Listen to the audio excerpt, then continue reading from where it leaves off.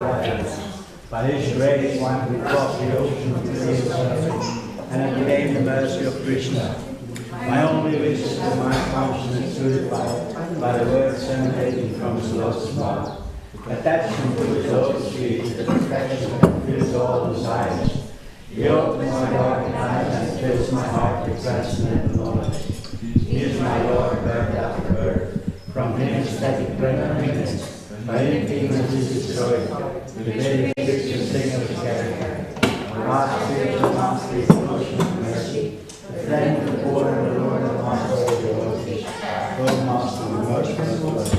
He is the shade of the lotus feet. The praise of the all the three worlds. We can chant to the lotus feet. Srila Prabhupada ki jai. Jaya Prabhupada Jaya. Prabhupada Jaya. Prabhupada Srila Prabhupada Jaya. Prabhupada Jaya. Prabhupada Jaya. Prabhupada Srila Prabhupada Jaya. Jaya Prabhupada. Prabhupada. Prabhupada Jaya. Jaya Prabhupada. Jaya Jaya Prabhupada.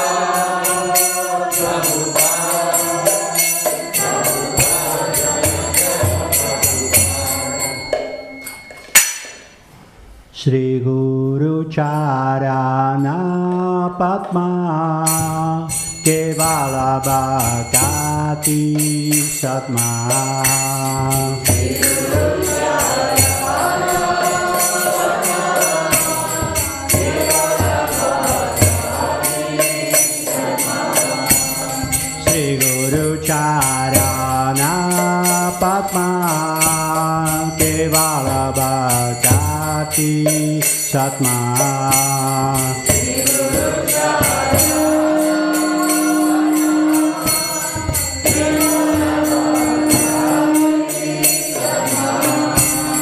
Bando Mui Savadana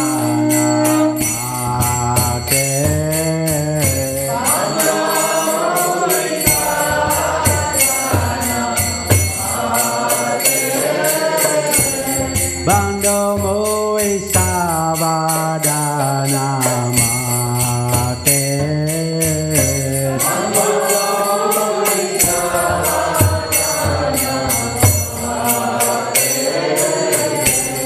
Yahara Prasare Bhai He Bhavatoriya Jai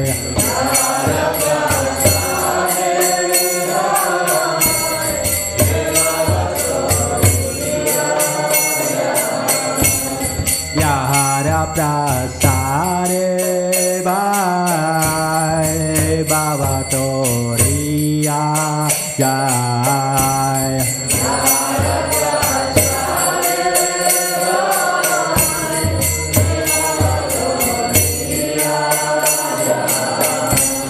Krishna Prapti Hoya Hoite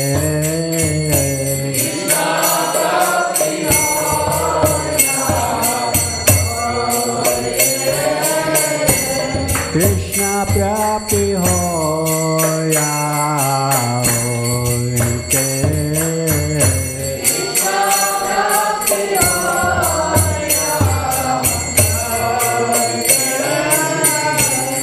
Guru Mukha Padma Vakya Sikete Koriya Akya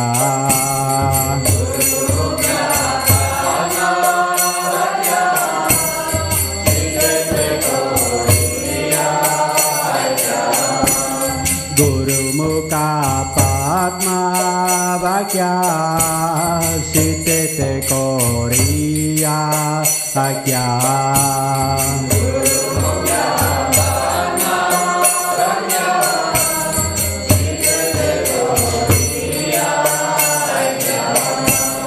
Arana Koriyo Mane Asa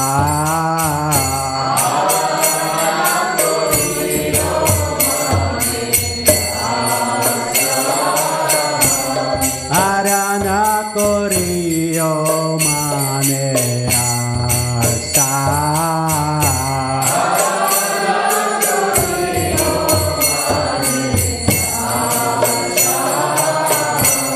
Sri Guru Charane Rati Ese Utama Gati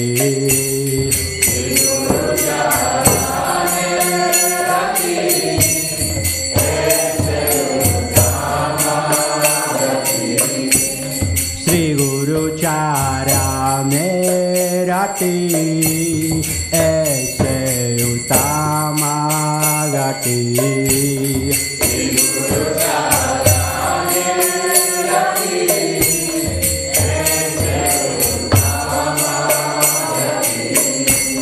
Ye prasade pure sarga asa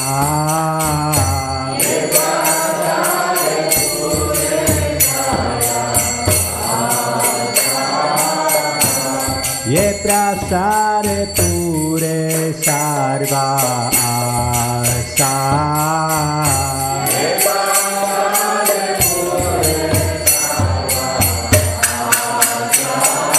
Chaturano dillo ye ame ame Prabhu se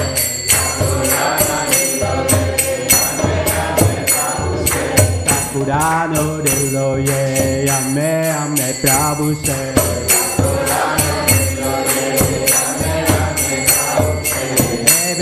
Tengu Shukri Bhuvana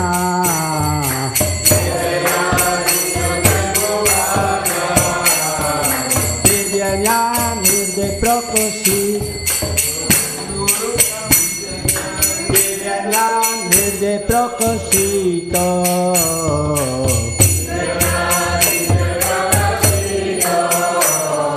Prema Bhakti Aoite Avira Vinasayate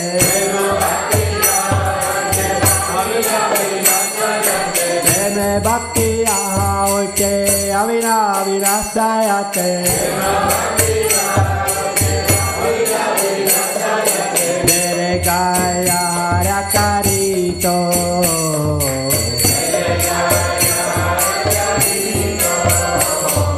Dere Gaya Harakarito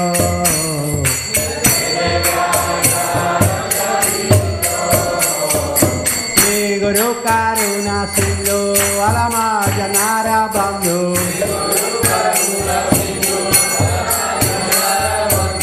Guru Karuna Sindhu Alama Janara Bandhu Lokenath Lokera Jivana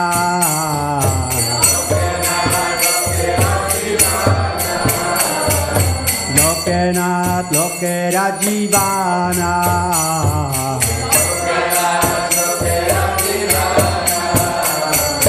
Ah Prabhu Korodoyo de Amore Parachaya Ah Prabhu Korodoyo de Amore Parachaya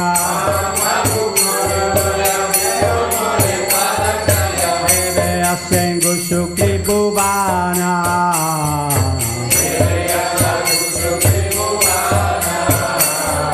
Ebe Sengu Shukri Bhuvana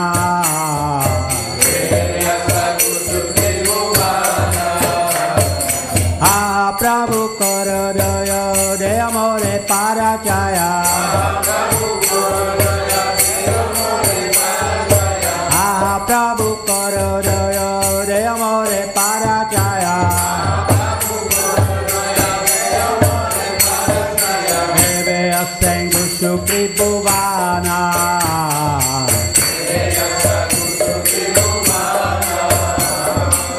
Ebe Sengu Shukri Bhuvana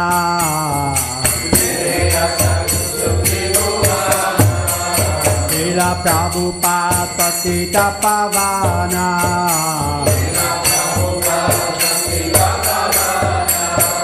Srila Prabhupada Patita Pavana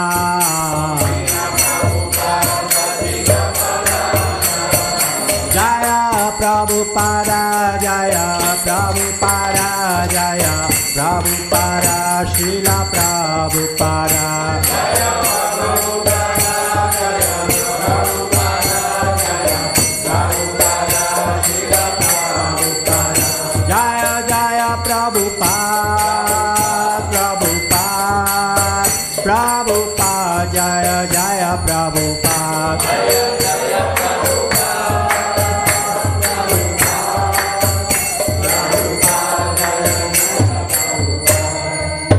Namo Vishnupadaya Krishna Prestaya Bhutale Srimate Bhakti Vedanta Swami Iti Namine Namo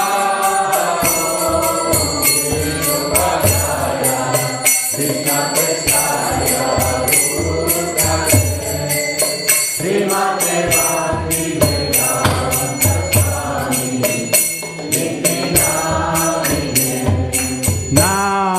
Namaste Saraswati Deve Gauravani Pracharine Nirvisesa Shunyavadi Paskatya Desatarine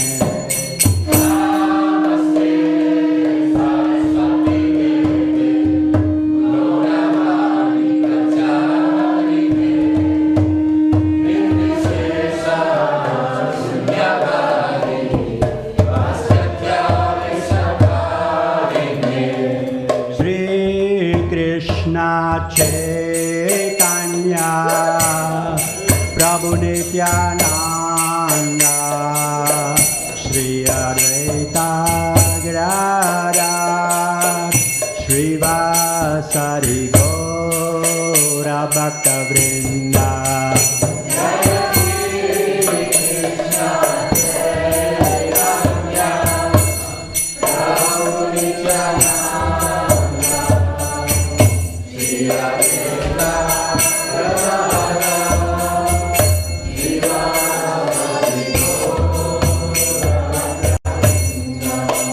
Jaya Shri Krishna Chaitanya Prabhu Nityananda Shri Advaita Gadadhar Srivasadi Gaura Bhakta Vrinda Jaya Shri Krishna Chaitanya Prabhu Nityananda Shri Advaita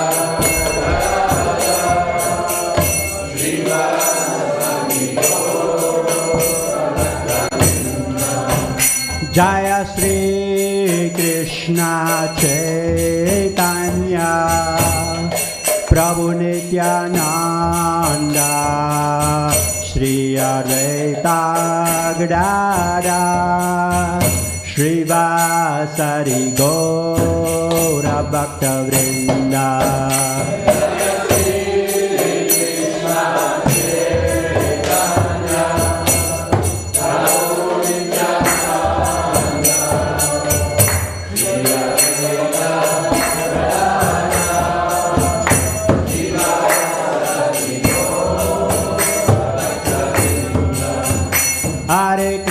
Hare Krishna, Krishna Krishna, Hare Hare, Hare Rama, Rama Rama, Hare Hare.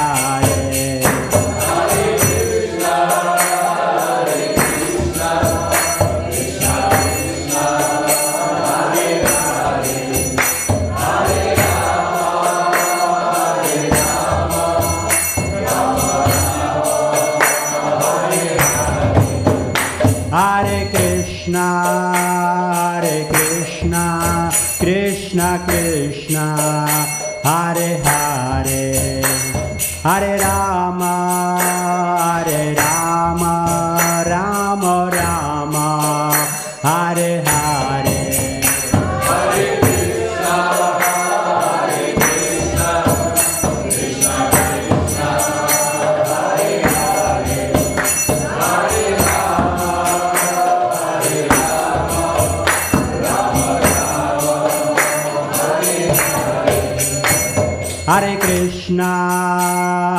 Krishna, Krishna Krishna, Hare Hare, Hare Rama, Rama Rama, Hare Hare.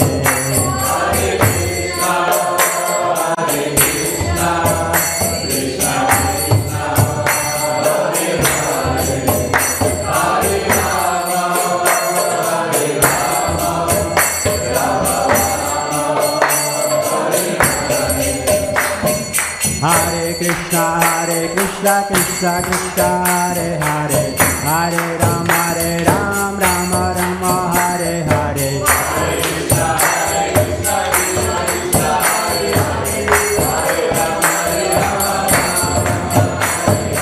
Hare Krishna, Krishna Krishna, Hare Hare, Hare Rama, Rama Rama, Hare Hare.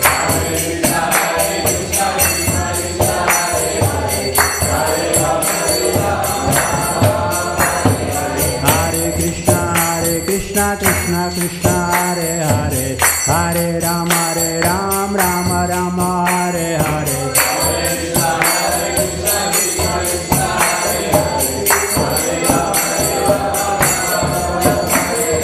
Hare Krishna, Krishna Krishna, Hare Hare, Hare Rama, Rama Rama, Hare Hare.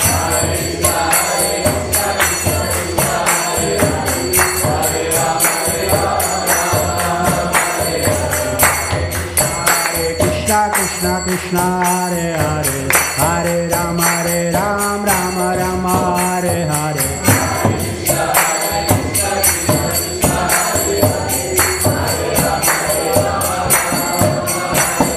Hare Krishna, Krishna Krishna, Hare Hare, Hare Rama, Rama Rama, Hare Hare. Hare Krishna, Krishna Krishna, Hare Hare, Hare Rama, Rama Rama, Hare Hare.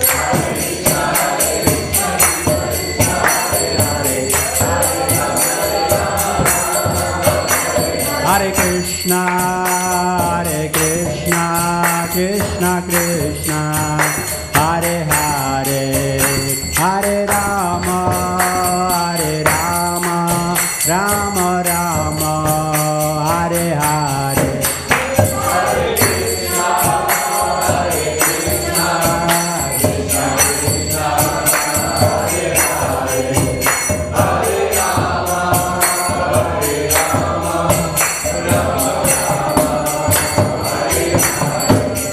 Hare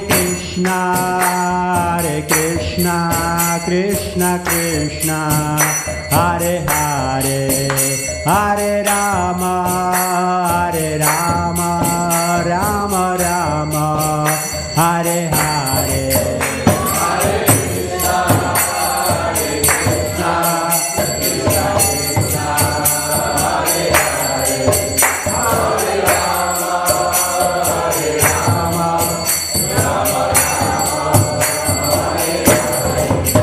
Hare Krishna, Krishna Krishna, Hare Hare, Hare Rama,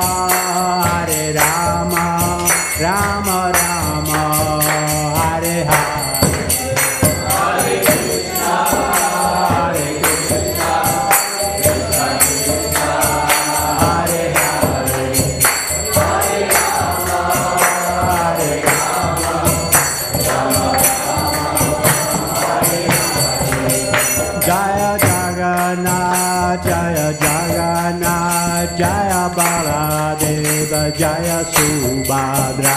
Jaya Jagannath, Jaya Jagannath, Jaya Baladeva, Jaya Subhadra. Jaya Jagannath, Jaya Jagannath, Jaya Baladeva, Jaya Subhadra.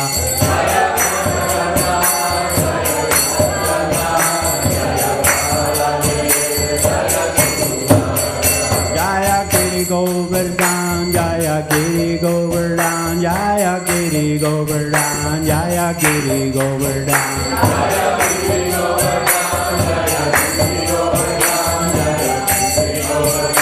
Jaya Giri Govardhan, Jaya Gauranitai, Jaya Gauranitai, Jaya Jaya Gauranitai, Sri Sri Gauranitai.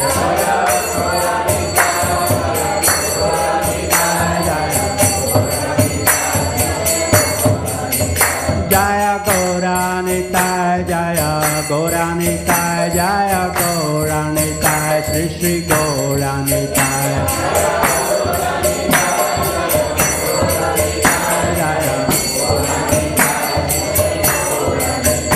Jaya Radha Gopinata, Radha Gopinata, Radha Gopinata, Sri Radhe.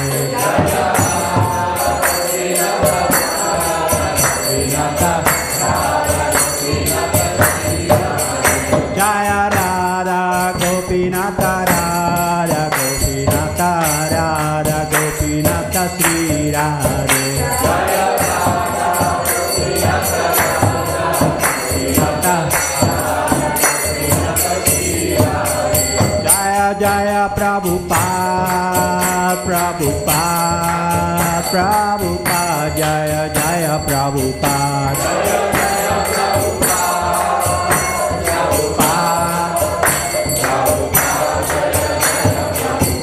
Jaya Prabhupada, Jaya Prabhupada, Srila Prabhupada, Jaya Prabhupada. Jaya Prabhupada, Jaya Prabhupada, Jaya Prabhupada, Srila Prabhupada. Dhammo Vishnupada, Paramahamsa, Acharya, Asadhara, Siddhi, Shri Sriman, His Divine Grace, Shalasi, Bhaktivedanta Maharaj, Srila Prabhupada Ki Jai. ISKCON Samstapacharya, Srila Prabhupada Ki Jai. Dhammo Vishnupada, Paramahamsa, Acharya, Asadhara, Siddhi, Shri Sriman, His Divine Grace, Bhaktivedanta Saraswati Goswami Maharaj, Srila Prabhupada Ki Jai. Ananta Koti Vaishnava Vrinda Ki Jai. Namacharya Srila Haridas Thakur Ki Jai. Shri Rup Sanatana Raghunath, Shri Gopala Das Raghunath, Shri Goswami Guru Ki Jai. Ramjo Shri Krishna Chaitanya, Prabhu Nityananda, Shri Vaidhi Gadadhar, Shri Vasudhi Gaur Bhaktivinoda Ki Jai. Shri Radha Krishna, Gopa Gopinath, Shamakun, Radhakun, Giri Govindan Ki Jai, Madhuradam Ki Jai, Vrindavan Ki Jai, Mayapurdam Ki Jai, Vikram Ki Jai, Purvidam Ki Jai, Ayurvedam Ki Jai, ISKCON Radhadev Ki Jai, Kanmai Ki Jai, Chamunmai Ki Jai, Srimati Bhakti Devi Ki Jai, Mati Tulsi Devi Ki Jai, Shri Radha Gopinath, Lalita Vishaka Ki Jai. Lord Jagannath, Lord Baladev, Shivati Subhadra Maharani Ki Jai. Shri Panchatattva Ki Jai, Shri Gaurita Ki Jai. Gaur Pramanandi Hare Hare Bol. Hare Krishna. All glories to the Son of Krishna. All glories to the Son of Krishna. All glories to Shri Guru and Shri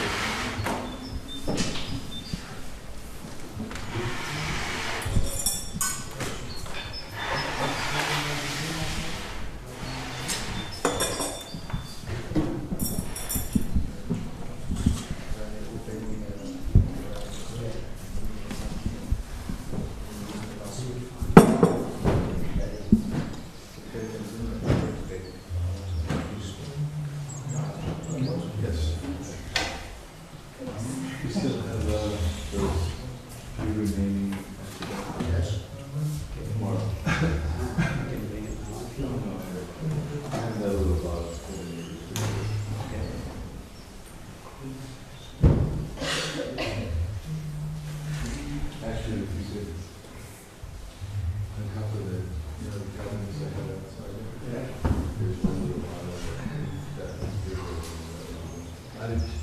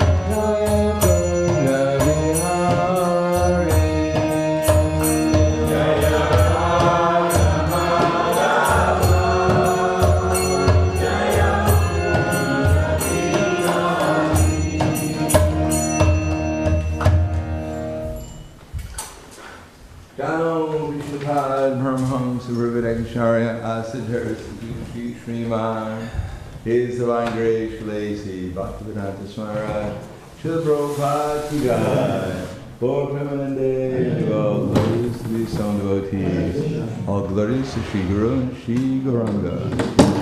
Namo Vishnu Padaya Krishna Prasthaya Bhutaya, Srimate Bhaktivedanta Swami Namane, Namaste Saraswatam Deve, Gauravani Vicharane, Nirvishesha Srinivadi Paskatyade Satarane.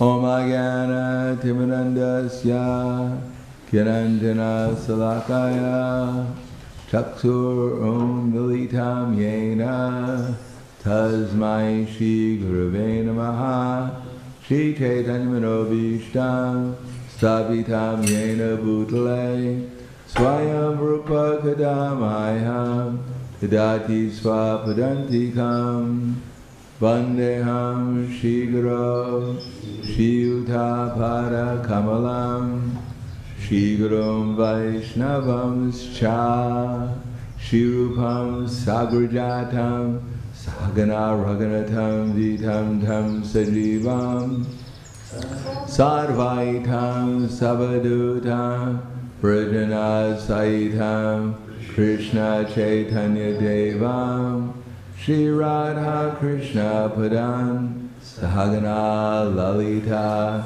Shiva Sakans Vitamscha Hey Krishna Karna Sindhu Dinabando Jagatate Gopesha Gopika Kanta Radha Kanta Namostute Tapta Kanchana Gaurangi Radhe Vrindavaneshwari Vrishabhanu Sudha Devi Pranamami Hari Priye Vanchakapa Trubhyascha Kripa Sindhu Vyevacha Patitanam Bhavanebhyo Vaishnavebhyo Namo Namaha Shri Krishna Chaitanya Pranityananda Shri Advaita Gadadhar Srivastadi Gaura Bhaktivinoda Hare Krishna Krishna Krishna Hare Hare Hare Rama Rama Rama Hare Hare Om Namo Bhagavate Vasudevaya Om Namo Bhagavate Vasudevaya Om Namo Bhagavate Vasudevaya Om Namo Bhagavate Vasudevaya Om Namo Bhagavate Vasudevaya Om Namo Bhagavate Vasudevaya. Srimad Bhagavatam, Canto 8, Chapter 19. The Lord begs charity from Bali Maharaj, text number 13. Vairanubandha etavan Amritor iva dehinam Agyana prabhavo manyor Ahamano pabrimhitaha Vairanubandha etavan Amritor iva dehinam Agyana prabhavo manyor Ahamano pabrimhitaha.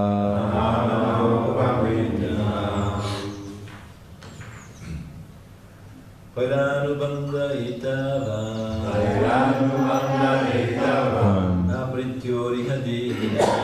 Amrityoriha dehinam Agyana prabhu manyor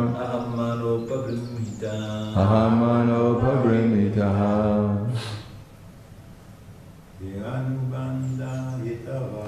Vairanubandha etavan Amrityoriha dehinam Agyana prabhu manyor Ahamano pabrimhitaha. Ladies. Vairanubandha etavan Amrityoriha dehinam Agyana prabhu manyor Ahamano pabrimhitaha. Vaira anubandha enmity etavan so great amrityo up to the point of death eha in this dehinam a person's too involved in the Bali concept of life. Agyana prabhavaha because of the great influence of ignorance. Manu anger. ahamana, by egoism, upabrimhitaha, expanded.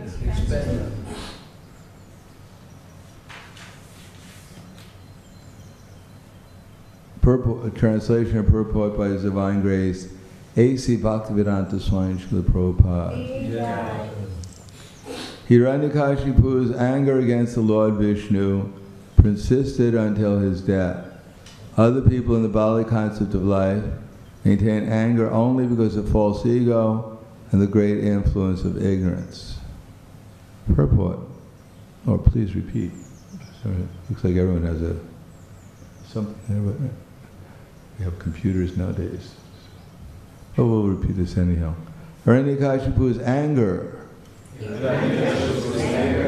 against Lord Vishnu persisted until his death.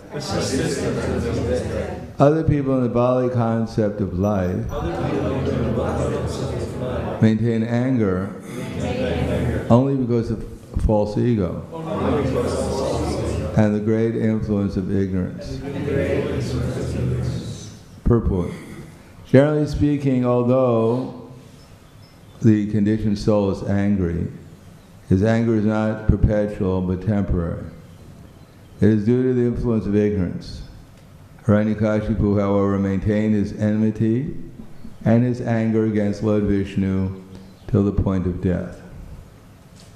He never forgot his vengeful attitude towards Lord Vishnu for having killed his brother, Hiranyaksha. Others in the Bali concept of life are angry at their enemies, but not at Lord Vishnu. Hiranyakashipu, however, was everlastingly angry. He was angry not only because of false prestige, but also because of continuous enmity towards Vishnu. So, text 13 again. Vairanubandha etavan amritor eva dehinam agyana pravo manyor ahamano pabrimhitaha. Hiranyakashipu's anger against Lord Vishnu persisted until his death. Other people in the Bali concept of life maintain anger only because of false ego and the great influence of ignorance. Om Vishnu Padaya Krishna Prasthaya Bhutale Srimate Bhaktivedanta Swami Namane Namaste Saraswatam Deve Gauravani Pracharane Nirvishesha Shnivadi Paskatyade Siddharane. In the Srimad Bhagavatam it is said, Vayam Dvitiya Viniveshitasya Ishadabatasya Viparyo Smriti Tanmayatayo Buddhabhajatatvam Bhaktyayakayesham Bhaktyayakayesha Gurudevatatma. That Bhayam, which is fear, is what everyone is absorbed in the Bali concept of life. It's not possible to be free from fear if one is in the Bali concept of life, unless one is crazy or intoxicated or something like that. Because our bodies are quite fragile.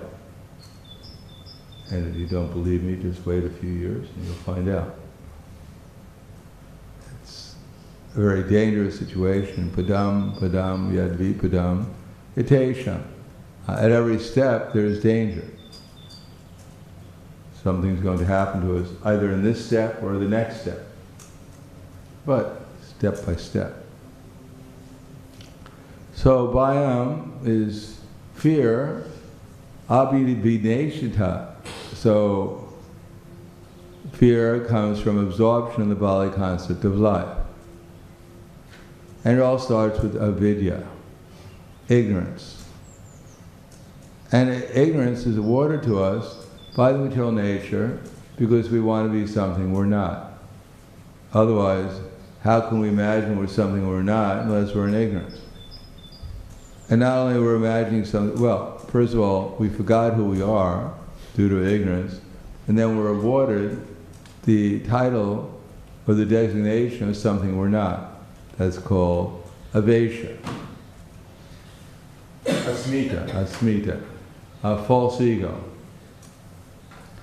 And anyone who gets a false ego, along with whatever false material body they're identifying with, they'll naturally get certain attachments and aversions.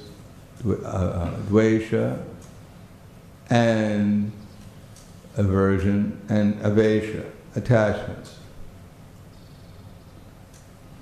As a shrotram chakshu sparshanam cha rasanam graham eva cha adhishtaya manakchanya vishaya upasevate. That we'll get a certain type of shrotram chakshu sparshanam cha, hearing, shrotram chakshu sparshanam cha, sight, touch, taste, smell, all grouped around the mind, and thus we enjoy a particular set of sense objects. So we may feel ourselves unique, that I'm a very unique person, but actually we just have a particular body which is made, which is programmed to enjoy a particular set of sense objects. And that we think is our identity, a particular set of sense objects that we're trying to enjoy.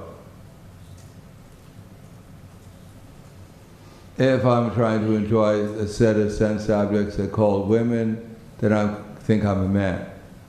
And if I'm trying to enjoy, I'm a man, but I'm trying to look at men and enjoy them, then I don't know what I am.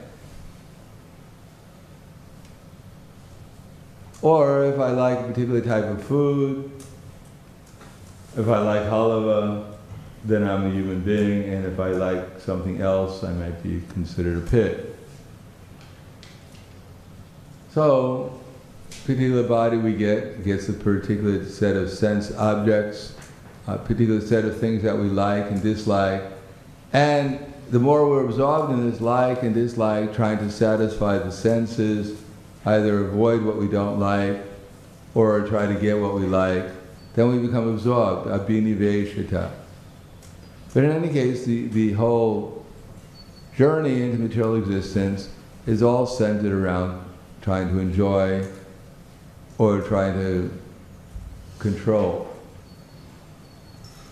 Just like in a Varna ashram, there's a set of people who are trying to enjoy, there's another set of people who are trying to control. The Shudras and the Vaishyas are trying to enjoy, and the Kshatriyas and the Brahmanas are trying to control. But they're trying to control in relation to Krishna, and therefore they're considered to be pious. And if you're not trying to control or enjoy in relation to Krishna, you're considered to be a demon, or a mudha. A mudha, or a Naradama, or a Maya Pritigyana, or Asram Bhavam Ashritya. Same activity, trying to enjoy, the mudras are trying to enjoy, just like the same thing as the Shudras are. But they're just trying to enjoy without any restriction. And they're ignorant of Krishna. They may think, well, I'm innocent, and many times people are innocent, but they're actually just mudhas. They're ignorant. They're ignorant of Krishna, but they're trying to imitate Krishna as the enjoyer, and they also get the results of their activities. And similarly, the Vaishyas, or the Naradamas, actually Naradamas are those who are bona fide Shudras in their last lifetime. They served nicely, became purified, and they became eligible to either become Vaishyas or Naradamas, but they chose to become Naradamas. They chose, instead of serving under Krishna's direction, they decided to become enjoyers in this material world in so-called civilized situations. So the modern people we find now, who are in human form of life, who are inhabiting our civilized countries, in the past they served under superior authority, and therefore they became eligible to become into so-called civilized societies, but because they gave up Krishna consciousness, they became Naradamas instead of Vaishyas. We find that as the devotees also. Sometimes the devotees, they join the Hare Krishna movement very sincerely. They chant Hare Krishna, they follow the principles, and then they bloop, which means they merge back into material nature. They don't exactly merge. Whatever status they left off at, then they become the same thing, but perhaps in a different way. In other words, when one is uncivilized, who comes in contact with civilized people and becomes a Shudra and serves them, then he can become a Vaishya. Just like Krishna, or Lord Chaitanya said, when he was going around Navadvip trying to get donations, very successfully at it, that he went to an astrologer and asked him, who was I in my last life? So the astrologer checked his chart, but actually Prabhupada said he was such a good astrologer, he could simply meditate and perceive who Chaitanya Mahaprabhu was. And then he saw a fish in the water of devastation, he saw a tortoise holding up Mount Mandara, and he saw a half man, half lion, and he became confused. He said, well, it's a bad day, maybe you can come back tomorrow. It's very hard. No, Chaitanya said, just try a little harder. Then he saw this man with an axe, and now I know who you are. You're the Supreme Personality of Godhead. He said, no. Try harder. He said, I actually know who I am, I was just testing you. He said, actually in my last lifetime, I was a cowherd boy. And because my pious activity of herding cows, in this lifetime I was born as a Brahmin. So Chaitanya Mahaprabhu has confirmed what I'm saying, that if we act piously in this lifetime, then we become elevated. And if we act, but even becoming elevated, even to the position of a Brahmin, unless one is made actually Krishna conscious, unless the goal is to become Krishna conscious, we may wind up taking that position, even in the mode of goodness, and misusing it. And as soon as we misuse it, then we become something else. We become a Maya Pritigyana, one who's kind of knows Krishna's existence, but he's averse to Krishna. So if we observe ourselves during the day, we may find ourselves sometimes great devotees, feeling greatly about Krishna, wanting to serve Krishna, enthusiastic, and then the wrong association or if the wrong mood hits us, then suddenly we become averse to Krishna, or we become Krishna. We become Romeo or Juliet or Mickey Mouse or Minnie Mouse or something. Suddenly we become attached to some particular mood that hits us, and no longer are we great devotees. What we may go through being Mudhas or Naradamas or Maya Pritigyanas or Asram Bhavam Ashrityas, depending on what particular mentality we became attached to. So here Hiranyakashipu, we may become very much, Hiranyakashipu. Sometimes on Lord Chaitanya, on Lord Nrsingadev's appearance day, we go, Lord Nrsingadev ki, Lord Nrsingadev ki jai, Prahlad Maharaj ki jai, Hiranyakashipu.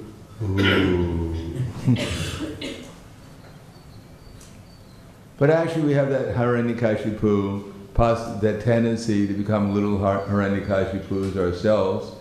It's just a question where our mind is going to and what we're accepting as reality. So avidya, as long as avidya is there, as long as we don't know who we actually are, there's every possibility of misidentifying ourselves with something we're not, of acquiring a false ego. Now we ourselves, we can probably recognize we're already walking around in a false ego. It's not like we're going to have to acquire a false ego. It's pretty much evident that we have a false ego already, that we're absorbed in. Because we've been long accustomed to serving the objects of the senses, and we've piled one layer of false ego onto another, and therefore the false ego is more or less part of our normal delusion that we're under. not only we don't know who we are, but we have a steady state of false ego. Now, because we have a false ego, we naturally have a particular set of attachments and aversions. They just walk around with us. We just have to look at something, and even without thinking about it, even without making an endeavor, there's certain things we like, we remember immediately. Oh, this person stole my glove ribbon 3 years ago. I can't forgive him, although I'm so forgiving. This person praised me, they're a great devotee of me. So everything we look at reminds us, and by that remembrance, then we naturally have a particular set of aversions and attachments that we walk around with. And everything we see, including when we see the deities, I like Radha Gopinath in purple, but blue, red is kind of like, it's not my thing. So everything we look at invokes a certain, if we're not Krishna conscious, if we're not trying to become Krishna conscious, we're not conscious, then everything we see, smell, taste, everything invokes a certain amount of attachment or aversion. And as soon as that, then whatever state of consciousness or contamination we're under the material nature, we have a certain amount of absorption in material consciousness. Abhiniveshita. So these also correspond, as I said, to the particular levels of Varna and Ashram. So Varna and Ashram is meant to regulate this attachment and aversion. Ichcha dvesha samutena dvandva mohena bharata sarva bhutani samoham sargayanti parantapa. That everyone is born into delusion. So it's not like sometimes the devotees go, oh, I'm so unfortunate, my mind.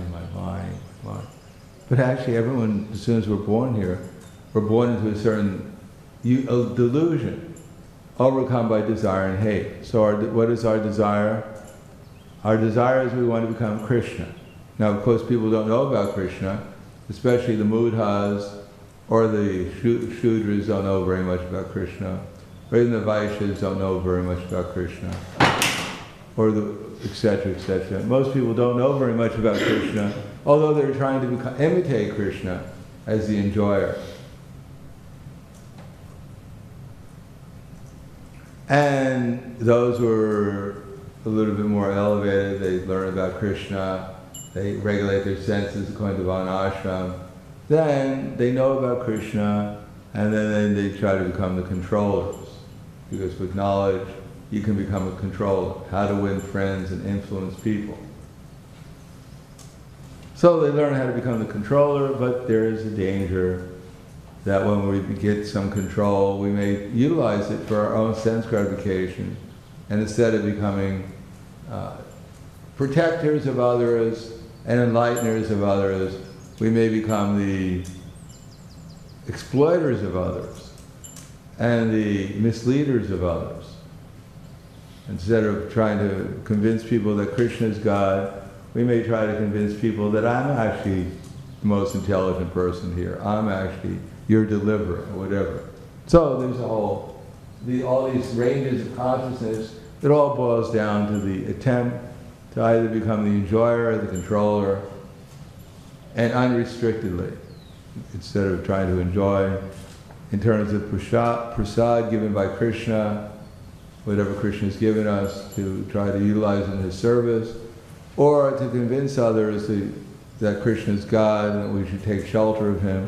We become absorbed in another set of activities. So in modern society, we can see that practically everyone is a Shudra, everyone is just trying to enjoy, no one's even pretending nowadays, practically speaking, of either trying to protect anyone or enlighten anyone. They're just trying to exploit everyone. Exploit and enjoy. So it's more or less a madhouse, and no one understands that we're eternal souls, which is the beginning of knowledge, and that actually we're obligated to utilize our energies in the service of the Supreme Soul, or else we're going to get into trouble. The problem is that people don't think they're in trouble, they think they're making progress. They have no idea. Nate vidu swartikatim hi Vishnu. They have no idea that the goal of life is to attain Vishnu. Darashaya ye bahir artimanina. They've been more or less given insignificant things and told them, and been told, educated, that this is the goal of life. But the goal of life is not to become averse to Krishna. The goal of life is not to try to enjoy like Krishna, because it's all just a waste of time. Now most people, as it says here in the verse, they're confused. They have no idea what's going on. They don't know about who God is. So if you don't know who God is, how can you be angry at God? If you don't, because you have to know a person. There has to be a person to be angry at. You may be angry at the car that ran over you, but you probably have to find out who was in the car that ran over you, or who owned the car. Then you can be angry at them. But because our memories are so short, we'll find something else to get angry at, or try to enjoy. And then we forget after some time. But the unique thing here is Hiranyakashipu, he was so elevated because he was one of the gatekeepers, and his compatriot internally, Hiranyaksha, the other gatekeeper, he got killed. And Hiranyakashipu, he knew Lord Vishnu had killed him. So he maintained perpetual enmity towards Krishna, towards Vishnu. So this is quite an elevated personality. Obviously, he was not an ordinary person who could stand on the tip of his toes for 120 years of the demigods, not eat or sleep or do anything, just stand there. I mean, that would get pretty boring after some time. But he was so much obsessed with trying to become Krishna, trying to rule over the universe and enjoy it, that such determination that he was able to do it. So that same determination, that same obsession was there when a wake-up call came, when his elder brother, I guess, he was elder, got killed by Vishnu. So Vishnu was a real obstacle towards his success in life, which he was obsessed with. And therefore he maintained steady enmity towards Krishna, Vishnu, until the end of his life, because this was his obstacle towards his obsession. He came to the mature world in order to become God, because that was the vow he had taken, 3 years, 3 lives as a demon, or that was the curse he had gotten. And now he's obsessed. A demon means you're averse to God, but he was an enlightened demon. Therefore he knew who God was, and he saw that his attempt to become God was going to be frustrated by Vishnu. He was his obstacle, and therefore he was obsessed with it. Now most people, they want to become God, they want to enjoy and control, but they don't know who God is, so they look at little people as God, and they try to destroy them or try to win them over on their side, because they have no idea. Therefore they don't meditate on Vishnu. But actually it's the same mentality. In other words, whether you know who Vishnu is, or you think someone else is Vishnu, or a representative of Vishnu, the same mentality is there, of attachment or aversion. That's our whole problem. We may not recognize what it is, we may not think, well, I'm not against God, I'm just against this little thing over there, this little person. He couldn't be God. So I'm not a bad person, I hate him, or I'm trying to control him or exploit him. I'm not a bad person because it's not God. I'm not against God. I love God. I believe in God. But actually, this little person, this littler person, is simply a representative of God that you're attached to or averse to. But it's the same mentality as Hiranyakashipu. So when Lord Nrsingadev comes and kills Hiranyakashipu, he's actually killing the attachments and aversions in our heart, and therefore we take shelter of Lord Nrsingadev, and we ask him to kill our attachments and aversions. So when we go Hiranyakashipu boo, then we should be thinking that my attachment and aversions, I should get rid of them and take shelter of Lord Vishnu rather than be against him. Vayam dvitiya biniveshatasya. And we can check whether I'm against Vishnu or not. Or we just have to see. We may think, well, I'm a devotee, how can I'm a great devotee. I come to the temple every so often. I love Krishna. I even have pictures of Krishna on my wall. How can I be against Krishna?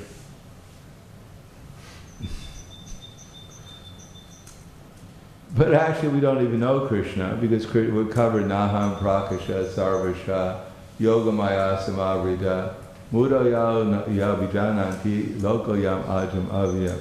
I've never manifested the foolish and unintelligent, them I'm covered by my eternal creative potency Yogamaya, so the deluded world knows me not, and I'm unborn and inexhaustible.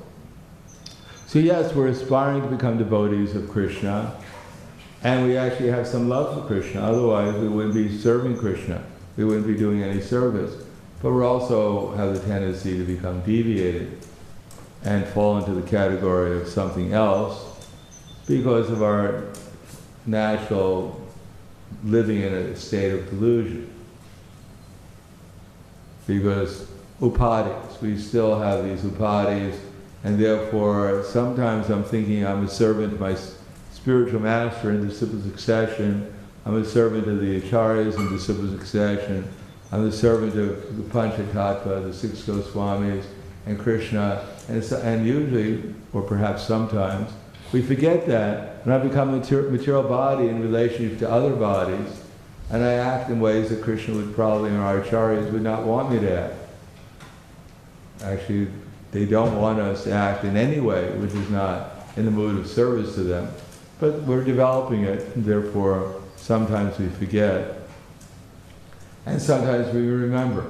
So we have this sadhana bhakti to try to help us remember that we're servants to the servants of Krishna in disciple succession, and therefore become, in their association, become purified of this ignorance. So our purification of vidya is simply to think I'm a servant. Why do we come to the temple in the morning?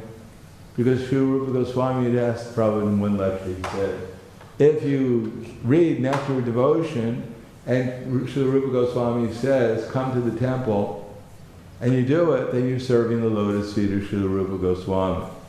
Then we're a servant of the servant of Krishna in disciple succession. So avidya is taken care of. I may not know what my eternal rasa with Krishna is, but at least I know I'm Krishna's eternal, the servant of Krishna's servant. Then asmita, our false ego, then I'll think, well, I'm not this body. I don't want to come to the temple. My body tells me, my mind tells me, don't come. But I do it anyhow, so I'm not servant to my false ego anymore. I only go to the class when I give the class. When people realize how intelligent and wonderful I am, then I go and give it. But if I have to listen to another fool and rascal who doesn't know that I'm actually the greatest, then I can't go there. It just hurts my false ego, not to hear my glories. But if our false ego is taken care of, then avesha and vinivesha and vesha and dvesha, then that's also taken care of. Then even during class, then I'll have so many thoughts are going through my mind. Who's this person to tell me this? You know, I really like the way Radha goes. So much attachment, aversion, but we're not going to be affected by it. We might actually, some instructions, some knowledge might enter into through our ears, into our heart, and we may take it seriously. And abhiniveshata, and gradually absorption of material concept will be diminished. We get some enlightenment that I actually am the servant of the servant of the servant of Krishna. And we make some progress. So most people, they may imagine themselves to be good people, honest people, but actually everyone's a fool and rascal. They may even imagine that they love God or whatever, and maybe they do. If they go to, probably appreciate it that people go to church, they go to synagogue, they go to the mosque.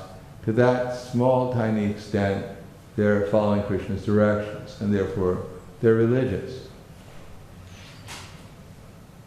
But if they don't get free from their attachment and aversion, they're still going to become a dog or a hog in their next lifetime.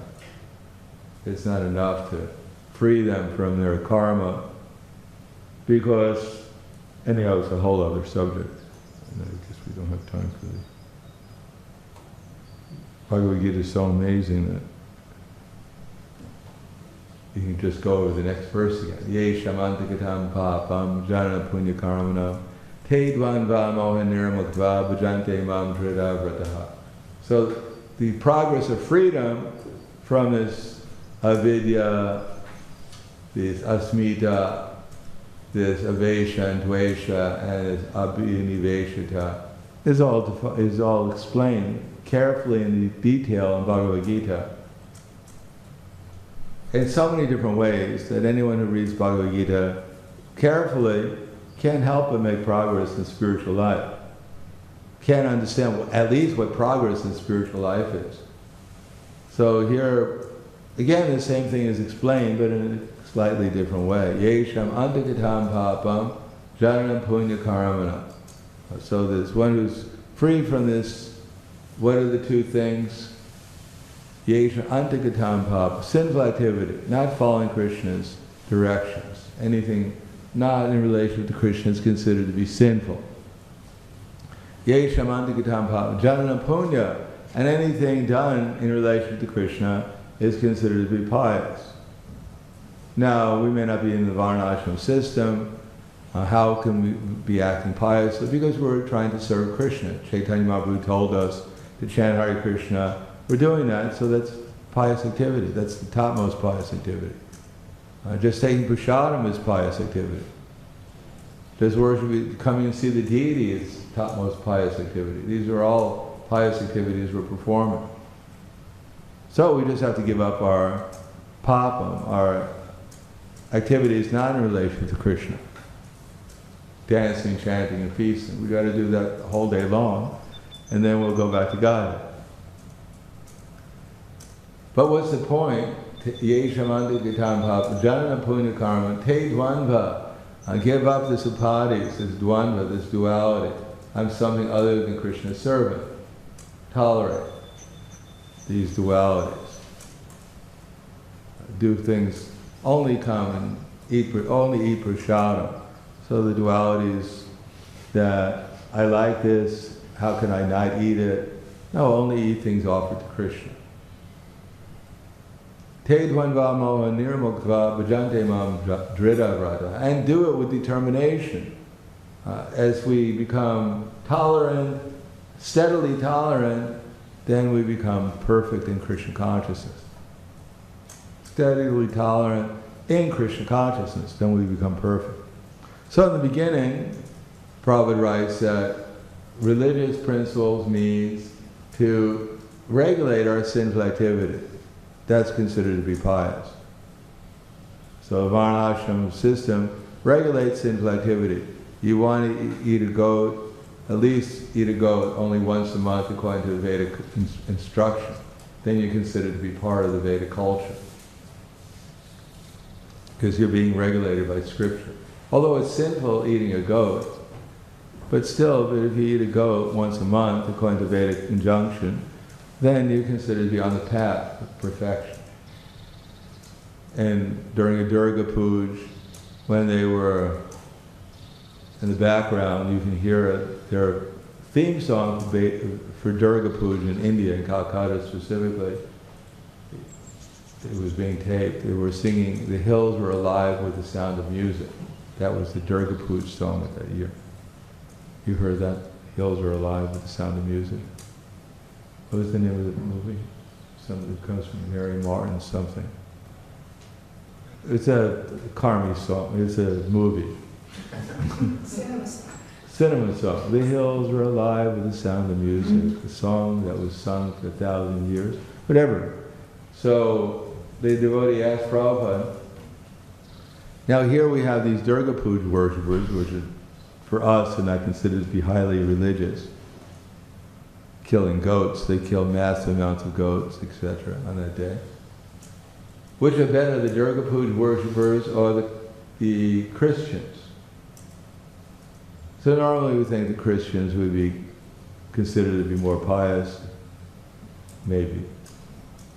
Prabhupada said, no, actually the Durga Puja people, because at least they're in the Vedic concept of life. At least they accept the Vedas to whatever minimum amount they do. And by doing so, they'll become gradually purified and they'll become elevated. They're in line to become elevated towards the higher realms of consciousness by following the Vedas. On the other hand, it's doubtful other religions where they're connected to, where it's all leading to, and how much they're even connected to it. So it's not that they don't get some pious credit, because somehow there's some connection there with some great personality, with some great teaching, but it's not very well connected to the actual goal. They don't know where they're going very clearly. We heard that, according to propaganda, the terrorists who do suicide bombings, whatever, they believe that they're going to heaven, and in heaven they're going to enjoy, 27 virgins there. So that's their conception, that heaven is more or less, that they're willing to blow themselves up for the greater cause. So it's obviously it's wrong. They're going to get quite a surprise when they find out where they're actually going. So they're disconnected. They don't know what the real goal is. They don't know where they're going. They don't know what they're doing actually. But there may be some element of God consciousness there.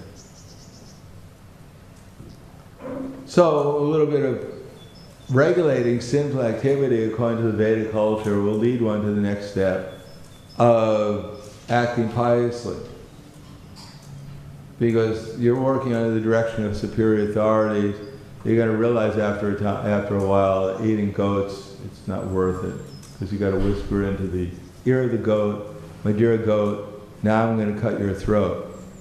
But don't worry, no worries. Because next lifetime you'll become a human being, and I'm going to become a goat, and you can cut my throat. I can eat you now as a goat burger, and next lifetime I'll be a goat burger. So it's a deal, all right? Giant goat burgers. So after you eat enough goat burgers, you start thinking, I'm going to become a goat. They're going to cut my throat for this. Forget it. I'm going to become a vegetarian. I'm going to eat prasad. So naturally you become elevated, and then you start asking, what's the higher realm? So you want to act piously. And after acting piously, the Shudras become Vaishyas eventually, and the Vaishyas start thinking, is really nice food, nice relationships in the material world, nice atmosphere, nice water, nice air, everything. It's all very nice, but I die anyhow. So that maybe there's something better. What's the higher taste? What's the higher? And you hear about the Vedic literature. If you tolerate and you perform sacrifice, then you become eligible to go a higher place where you can live longer, the food's better, etc., etc. And so you tolerate the temporary pleasures of the material world, you dedicate to sacrifice, and then you can go higher and higher to the Indraloka, Mahaloka, Tapaloka, Janaloka, Siddhaloka, Brahmaloka, and you learn to go higher and higher. And then on Brahmaloka you hear the Vedas or the other places glorifying Vishnu and devotional service. So then you may take up devotional service to Krishna as a higher then that's where we're supposed to be at. Then you can take up devotional service, and the goal was the goal to become fixed. Drita, vrataha, to become fixed in our devotional service, accept devotional service, and rise to the pure knowledge of the Supreme Personality of Godhead, to actually experience Krishna, to get some ruchi, because we hear Krishna is the source of all pleasure. So how do we know when we're actually Krishna conscious? Because we're in transcendental pleasure. Unlike any other material pleasure we've ever experienced, it's a much higher pleasure, ruchi. And then rise up to knowledge of the personality. And this doesn't mean just read the book and find out Krishna is God. To actually experience Krishna with our transcendental senses. That's called knowledge. And when the taste becomes so intense we can't give up Krishna consciousness. It's called meditate and trance upon the Supreme Personality of Godhead. And that's the perfection, what we're trying to achieve here. And what's blocking it? The same thing that blocked Hiranyakashipu from understanding Lord Vishnu, our attachments and our aversions to material nature. It all comes down to the same thing. We want to become Romeo, Juliet, and we hate the fact that we're doing a bad job of doing it. So people are reading these love stories, who's successful doing it. This all comes down to we want to imitate Radha and Krishna, and we're doing a pretty bad job of doing it. But we're trying. We're trying to learn. We can't do it as a human being, so we try to do it as a rabbit or as a grasshopper, but we're going to try. Get a perfect love affair. Find my soulmate and live forever. But it doesn't work. And therefore Krishna consciousness, although people don't like it, matter of fact, the people who don't like it are the people who are determined to stay here in the material world and become Romeo and Juliet.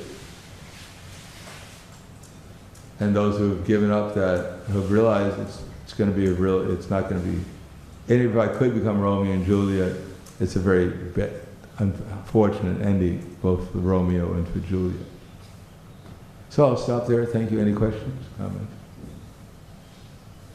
Yes? Last time you were here, you mentioned that we are meant to create a revolution, our movement.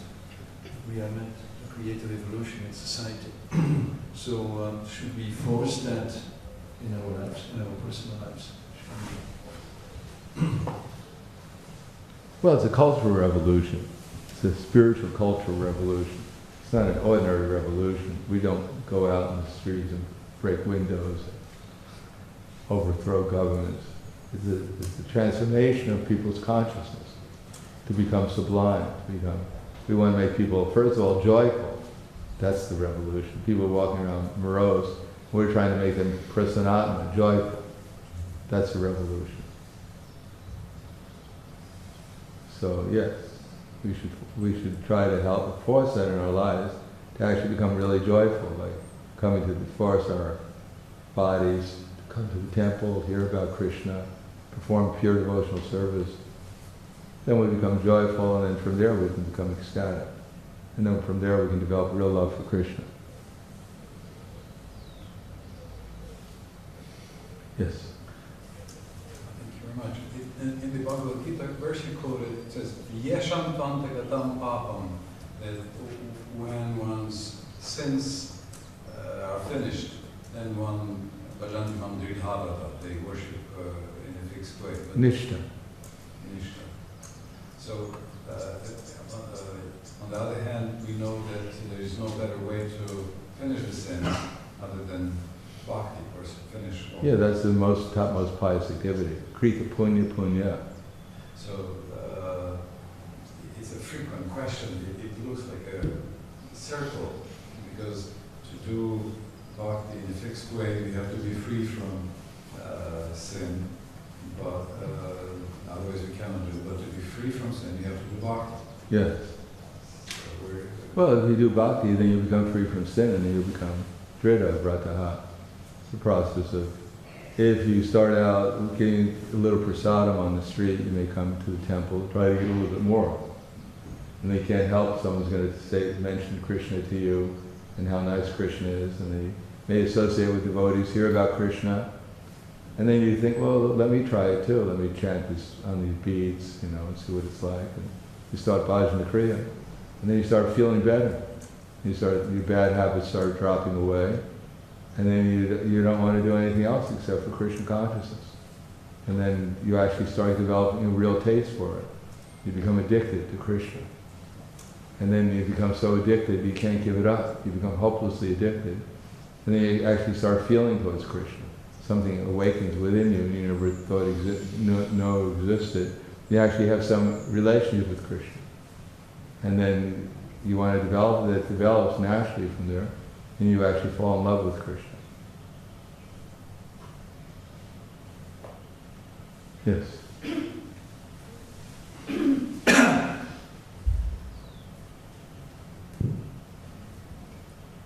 I was wondering about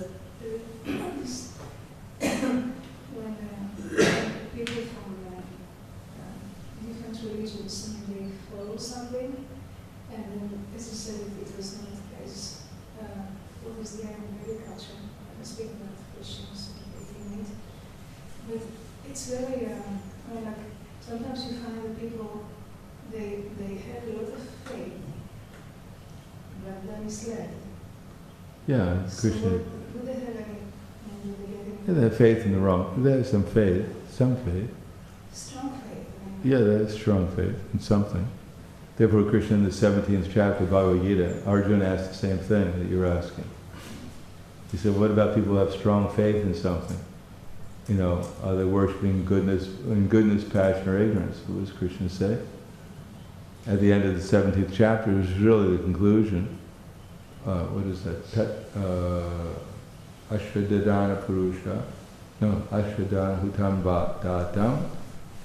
Tatas Taptam Kritam Jayat. Asat Ityuchate Parda, not Chate Prati no Iha. Anyone who doesn't have faith in the Supreme, Ashwadana Hutam Datam, who has faith in other things, his activities are useless both in this life and the next. Do we have Bhagavad Gita? Actually, I'm quoting it wrong. It's close, but not quite. Do you have Bhagavad Gita? Can you look up 17:28? Anyone who performs sacrifice, charity, and penance without faith in the Supreme, his activity is useless both in this life and the next. Yeah.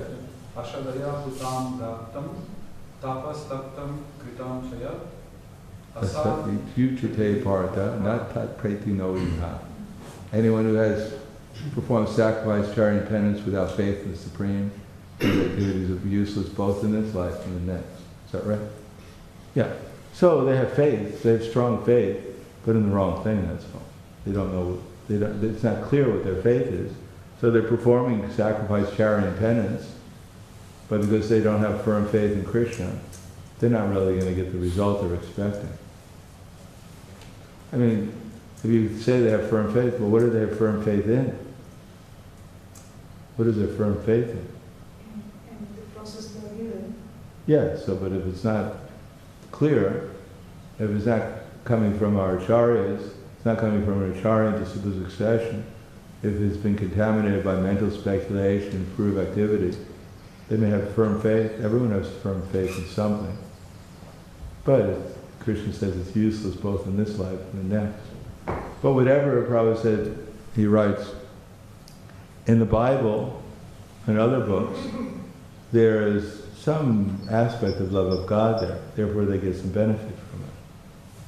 Although it's contaminated by fruitive activities and mental speculation. But because there's some element of love of God there, therefore they benefited by it. They may say they love God, it's not very clear. But just like a general is being bitten by an alligator, or a crocodile, but he surrendered eventually to the Supreme, completely surrendered. So they have some idea that they're surrendering to the Supreme. They don't know what the Supreme is exactly, but they have some idea, and therefore they get some benefit. But they're also engaged in sinful activity. Therefore they're also accumulating sinful reactions. They'll have to suffer from that too, but still, that little faith they had in the Supreme will also benefit.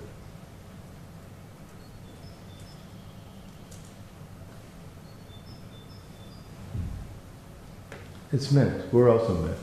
It's not like the Christians or this or that, you know, they're mixed and we're pure. That would be nice if that was true. We'd probably take over the world in a very short period of time. That was true. But we're also mixed, but we're fortunate enough to come in contact with something clearer, and although we're not clear, as much as we come in contact with it, we become hopefully clearer. So we become a little bit more determined to take to the process and actually give up our attachments and aversions and actually surrender to Krishna. But it's so unclear to them, they don't know what they're going towards, and therefore it's very hard for them to give up their attachment and aversions. They don't really know what they're trying to obtain by doing it.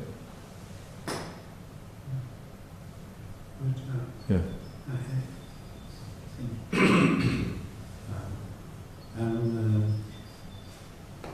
What is talking about in Christian, in Well, we're not just, it's not just, it's Christian, it's every religious system. Yeah, but even in the Bible there is some kind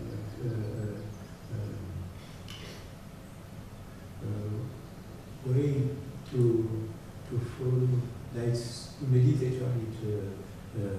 Meditate on what? In the Bible. Yeah, but what does it say? What does God look like in the Bible? Who are we going to meditate on? No, they say in the Bible there is some kind of meditate. Yeah, there's something they meditate on. It's not very clear, but anyhow. Yeah, the Bible. We're not against the Bible. The Bible's probably because of the Bible, people were not eating each other in the street. Yeah, that's one I want to say that even in kind of religion, but even in the Christian religion, there is a way to follow if you want to come to God. For instance, yeah, I mean, there's the Bible. If it's spoken by Jesus Christ or his followers or whatever, something's there, because it's not very clear. You know, it says, and even the Old Testament, glorify God with heart, horn, whatever. It's not very clear who God is. It's very hard to glorify someone you don't know. I mean, you can glorify something about him, you know, but it's just not clear. And we can see because it's not very clear, it's not, maybe it was clearer before they did all these interpretations in the Bible, maybe the earlier Christians, it was clearer to them. And maybe before they took out the actual teachings of Lord Jesus Christ, everything was clearer. But now because it's not clear, people have very little sentiment towards God, real sentiment towards, and they have a lot of sentiment towards advancing economically and engaging in sense gratification, utilizing God as the mechanism to do so. So religion nowadays, and if that's the best of them, the other ones, they just don't even bother. They just officially declare themselves as part of some designation, and they fight with the other people who have a different designation, and they go on killing animals and breaking all the principles of religion, and declare themselves the most religious. They're not merciful, they're not truthful, they're not clean, they're not austere. They're breaking all the principles of religion, and they declare themselves best and try to eliminate everyone else. So that's not what Jesus Christ came for, or Lord Muhammad, or the other ones. It's a perversion, it's hypocrisy.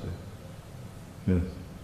But let's say that many Christians or other people, they understand God more, maybe as a universal form or impersonal aspect. Will that verse relate to them, that what Krishna says, that those who have no faith in me, but if per person has faith? Well, that's faith in him. Krishna is the universal. That's some faith.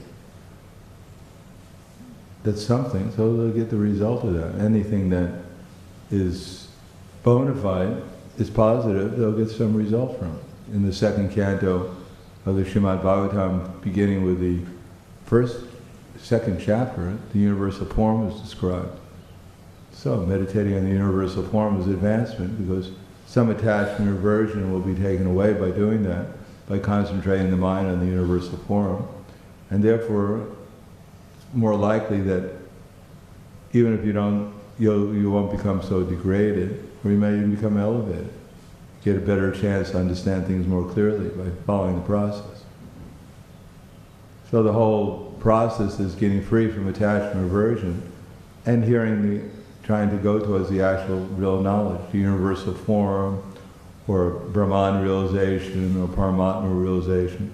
Those are progressive paths towards, or as I said, even regulating your sinful activities will elevate you.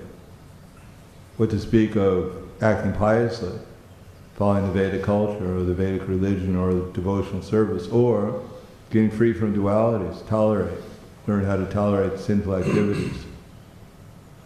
You're actually becoming purified. And Dvandva, and then beyond that, actually understanding about devotional service to Krishna, and then accepting devotional service and rising up to knowledge of Krishna, actually becoming Krishna conscious, and then meditating, developing love for Krishna. So these are progressive paths. Some of them may take lifetimes, after lifetimes, but it's positive, it goes up. So the whole thing is to get free from simply trying to enjoy and control the material nature and imagining oneself to be the savior of others, to recognizing who Krishna actually is and following his direction somehow or another, consciously or unconsciously. Okay, thank you very much. Grantaraj Srimad Bhagavatam Ki Jai, Srila Prabhupada Ki Jai, Gaur Premanande.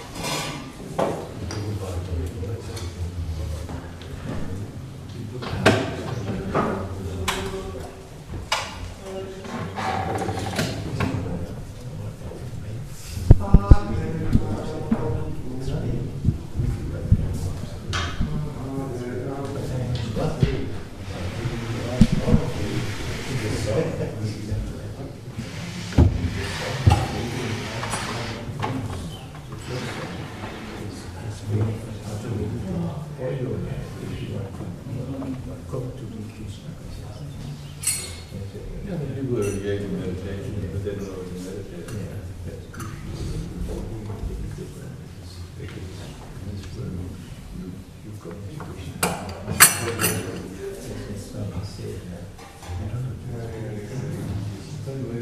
We had the songs, the songs of David, King's Song.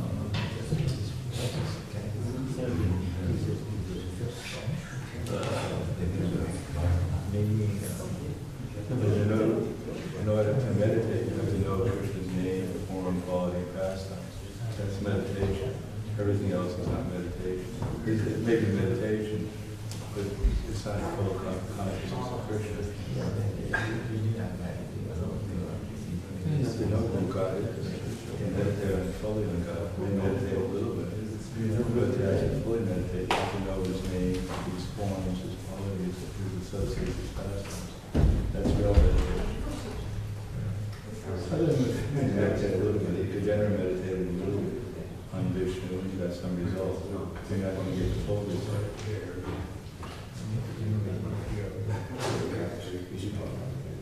No one has a pure heart. If they had a pure heart, they would be in it.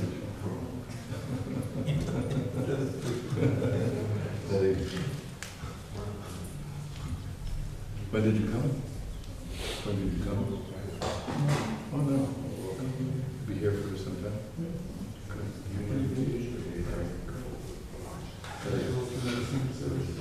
Good. One thing has to be done is